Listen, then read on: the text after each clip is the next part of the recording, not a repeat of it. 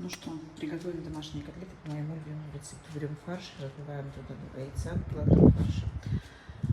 Далее хлеб в молоке замачиваем, тоже выливаем туда. Лук, чеснок на блендере или на терке перетираем. Перец, перец черный, соль по вкусу, по вашему прекрасному. И, собственно говоря, все это жарим. И получается безумно вкусные котлеты. Смотрите, как мне вкусно, дорогие мои. Но это еще не все.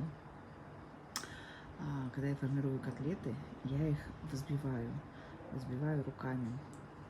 Да, такие вкусные котлетки получились, что я не могу оторваться.